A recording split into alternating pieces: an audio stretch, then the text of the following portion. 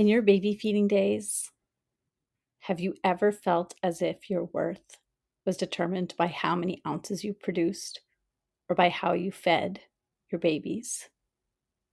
Did it feel like you were just a milk making machine and that every single feeding or pumping session determined your worth for that moment?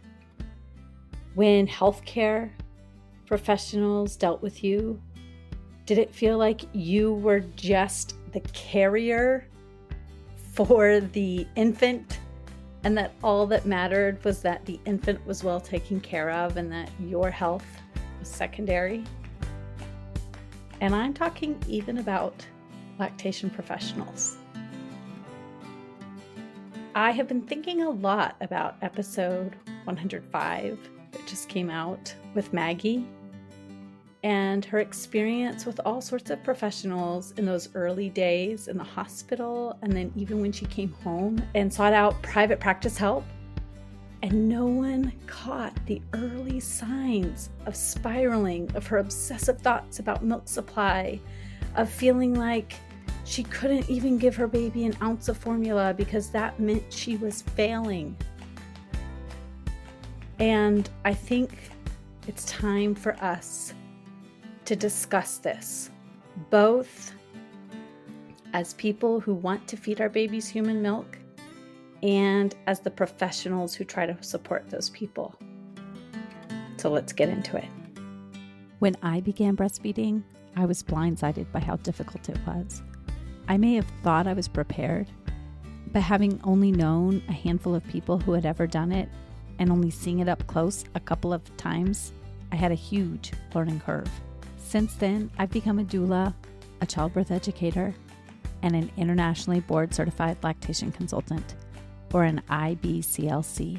I'm your host, Lo Nigrosh, and I welcome you to the Milk Making Minutes, where we explore breastfeeding struggles and triumphs through the lens of systemic and cultural barriers, so that you know your baby feeding struggles were not your fault, and your triumphs really are the miracles you feel they are. The point of the Milk Making Minutes is to explore breastfeeding struggles and triumphs through the lens of medical, systemic, and cultural barriers. And they are countless. There are so many, and we all face them. And so we get forced into this feeling of, am I enough? Can I do this? Can I care for this child in this most basic of ways? Can I feed this baby? And many of us have this deep urge to feed the baby with our body. Not all. And if you don't have that urge, or you never had that urge, and you always had this feeling of however I feed my baby is fine with me, then that's okay too. But many of us do have this urge of wanting to feed human milk to our human babies. And the professionals that come into these support roles, like lactation professionals, peer counselors, doulas, we tend to really understand that passion for human milk making. And so then when we see that somebody is really wanting to feed human milk to their baby and is really struggling to do, sometimes we can all get a little tunnel vision. And we all start to think about, how can I help this person produce more milk for their baby? How can I help this person latch their baby? How can I reduce the pain while latching? How can I help this baby to feed more? And then the obsession sets in, not just for the feeding parent, but for everyone that surrounds the feeding parent. And it is true that sometimes they get pressure in the opposite way. Like, why is this important for you? Why can't you just feed formula? This happens too. But I want to talk about these cases in which somebody is dead set on feeding a baby human milk, and everyone around them is trying to help them do that. And they've hired the right people, and those people are trying to help, and it's all well-meaning. We've all been there.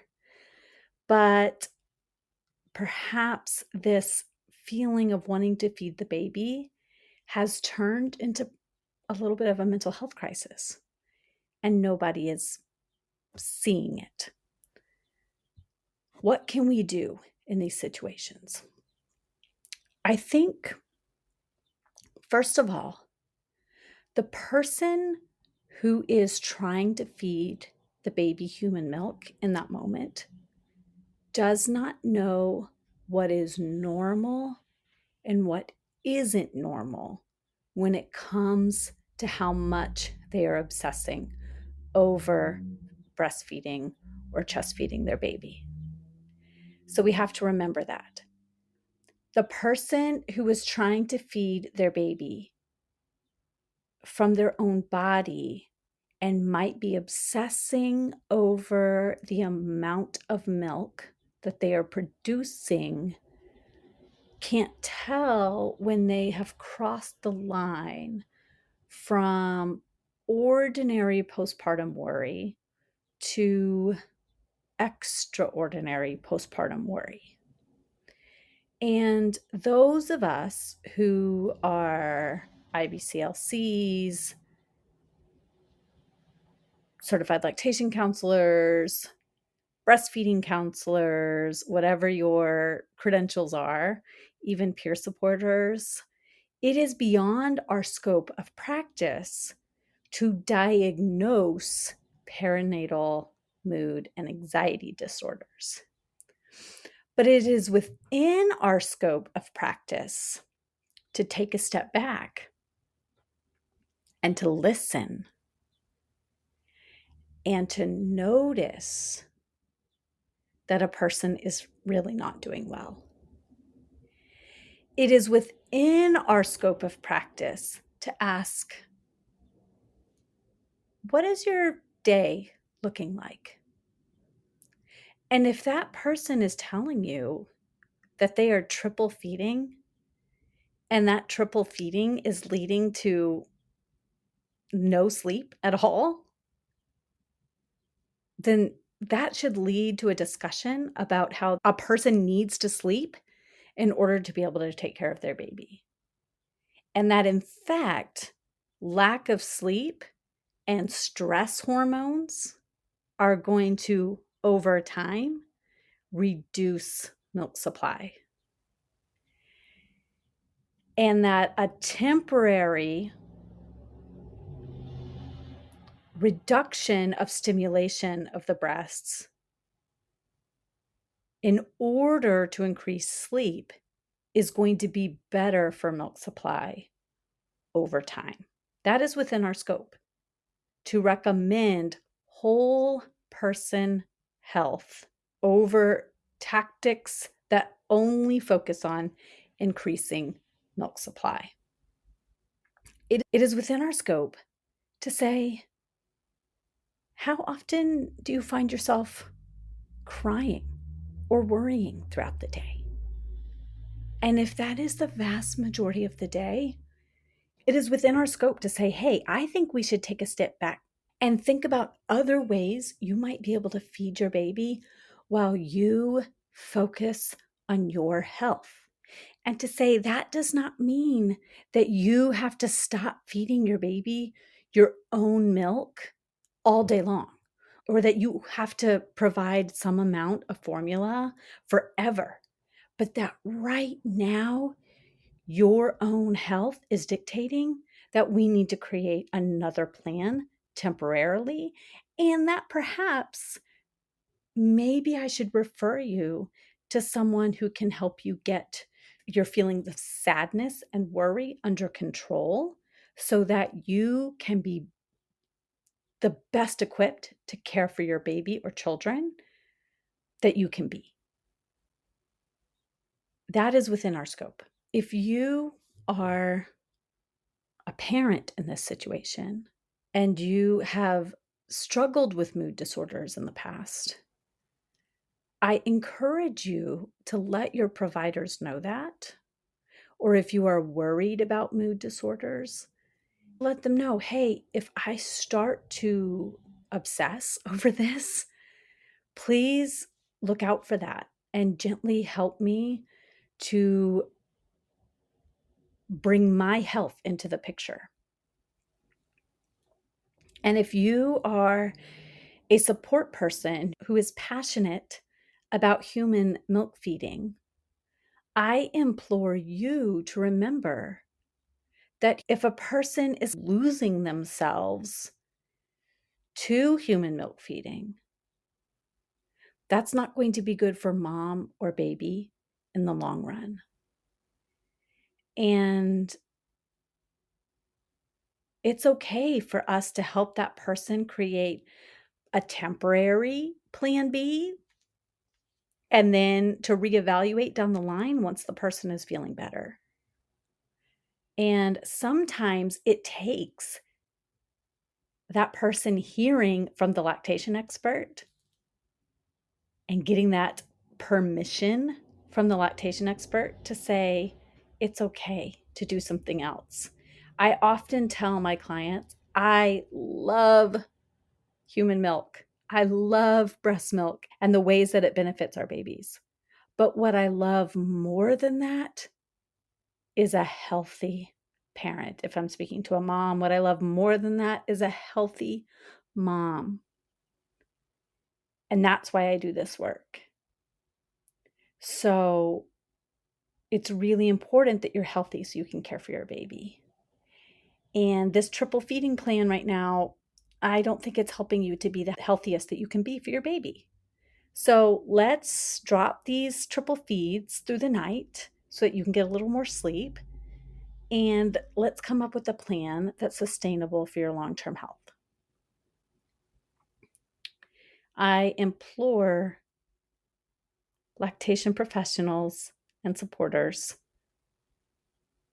to look at the whole picture and to step back and to ask the questions that are going to help you see what that person's life is like when you are not there. Because if you just sweep in and try to help with the latch and they're able to latch while you're there, but then you leave and they can't, that obsession is going to continue. If you prescribe a triple feeding plan to increase milk supply, but it means they're not sleeping, that is not going to increase their milk supply in the end. And one tool that we can use, even though we are not mental health professionals, is the Edinburgh Postnatal Depression Scale. And this is something that you can print off and you can keep in your toolkit. And it just asks questions like, in the past few days, have you been able to laugh and see the funny side of things at all? Have I looked forward with enjoyment to things? Have I blamed myself unnecessarily when things went wrong? I have been anxious or worried for no good reason. I have felt scared or panicky for no good reason. Things have been getting on top of me. I have been so unhappy that I have had difficulty sleeping. I have felt sad or miserable. I have been so unhappy that I have been crying, and then the thought of harming myself has occurred to me. The maximum score is a 30. And if they're scoring 10 or greater, then there is some possible postpartum depression there, at least. And that's when we really should be referring them to a perinatal mental health professional. We can always have them call Postpartum Support International or text. And sometimes we can say, hey, it really feels like you're struggling in your postpartum period. It is not within my scope, of course, to diagnose you, but breastfeeding is really difficult for you and it seems like you're really anxious. Would you like to call or text Postpartum Support International right now, or would you like me to refer you to a professional in our area to see if their support might be able to help you feel a little bit better? And that's a great way to help them get the support that they need. Let's not leave our clients hanging just because it's outside of our scope. to diagnose them. Sometimes we are the first person that they see, and sometimes the obsession happens around the milk when it's really not about the milk. I hope that you can take this to heart and you can start viewing yourself as somebody who's helping support the full health of your clients. And with that being said, if you are someone who is struggling to feed your baby and you would like the support of a compassionate IBCLC, I would love to be that person who supports you. So much can be done virtually with lactation support. So please reach out to me. You can find my services at www.quavinbirthservices.com. If you are a person who has struggled with perinatal mood and anxiety disorders and want to continue this discussion, please join my Milk Making Minutes community group on Facebook. That's where we have discussions about how things like PMADs impact human milk feeding. I'll see you there.